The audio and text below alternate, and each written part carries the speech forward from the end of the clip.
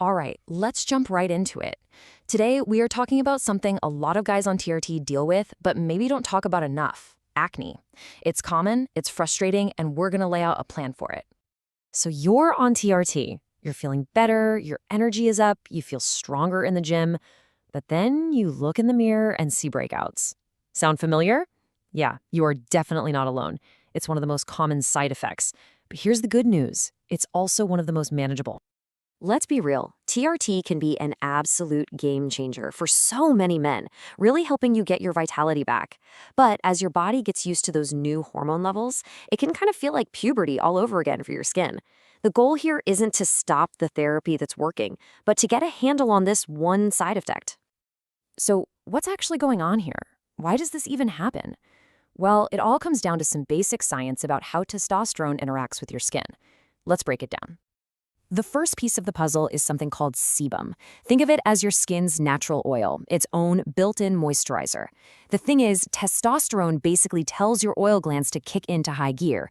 All that extra oil can mix with dead skin cells, and voila, you've got the perfect recipe for clogged pores. But wait, it gets a little more interesting. It's not just the testosterone itself. Your body converts some of that testosterone into an even more powerful hormone called DHT. And you can think of DHT as testosterone's more potent cousin. This guy is the real primary driver when it comes to ramping up oil production and causing those breakouts. And get this. This is a super important point. How you take your testosterone matters. A lot. Research shows that if you're using topical gels or creams, you could see a DHT spike that is 5.5 times higher than with injections. Why? Because there's an enzyme right there in your skin that converts T to DHT on the spot. This one fact can be a huge part of solving the acne puzzle. So have you ever noticed where these breakouts tend to pop up? It's usually the chest, shoulders, upper back, and along the jawline. And that's not random. These parts of your body are just packed with more androgen receptors, which are like little docking stations for hormones, so they're naturally more sensitive to these changes. All right, enough about the why, let's get into the what to do about it. And the best news is that your first line of defense is completely within your control. It all starts with some simple tweaks to your skincare and lifestyle. You really don't need some crazy 10-step routine. Experts point to 3 main ingredients. First, salicylic acid. It's awesome in a face wash to help exfoliate and keep pores from getting clogged. Second, benzoyl peroxide. This is your go-to for fighting active pimples, especially on your body. And finally, retinoids. These are the heavy hitters because they work to prevent acne before it even starts. So what does this look like in practice? It's super simple. In the evening, wash with that salicylic acid cleanser. Then at night, use a retinoid to keep things in check. And always, always, finish with a moisturizer that says oil-free and non-comedogenic on the bottle. That just means it's designed not to clog your pores. And hey, it's not just about what you put on your skin. Simple habits are huge. Sweat and oil from a workout can trap bacteria, so showering right after the gym is key.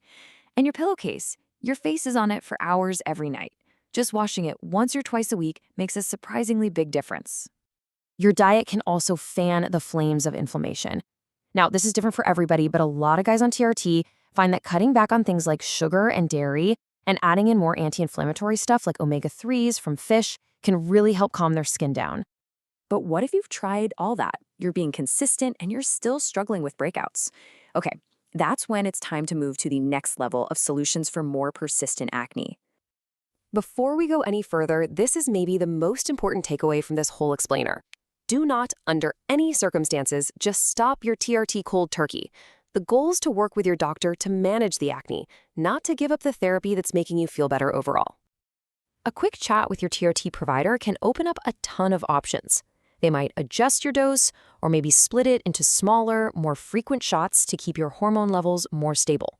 And, like we just talked about, simply switching from a gel to injections could be a total game changer because of that DHT difference. If the acne is more on the severe side, your TRT provider will probably recommend you see a dermatologist. These specialists have a whole other set of tools, like prescription-strength retinoids that are way more powerful, or sometimes even a short course of oral antibiotics to get bad inflammation under control fast. This is a question we hear constantly. You start a new skincare routine, you're making lifestyle changes, but how long do you actually have to wait to know if it's working? According to the pros, the magic number is about 6 to 8 weeks. That's how long it takes for your skin to go through its natural cycle and for those active ingredients to really start showing results. So the absolute most important thing is consistency. You have to stick with it before deciding it's not for you. Okay, we have covered a ton of ground here, from the hormones themselves to skincare to what your doctor can do. So let's wrap it all up into a clear, simple action plan you can use. Think of it in 3 levels. You start at level 1 with those basic lifestyle habits. Then move to level 2, build that simple, consistent skincare routine, and give it a solid 6 to 8 weeks to work. If you're still not where you want to be, that's when you move to level 3 and you bring in the medical pros, your TRT provider, and a dermatologist. So let's try and reframe this. Acne on TRT isn't a sign that something is wrong. It's actually a signal that your body is responding to the therapy. It's just a manageable variable, not a deal breaker that should make you stop a treatment that's actually helping you. So the final question is, can you really have it all? Can you get the energy, the strength, and the focus from optimized hormones and have clear skin? With the right strategy and a little patience, the answer is absolutely yes.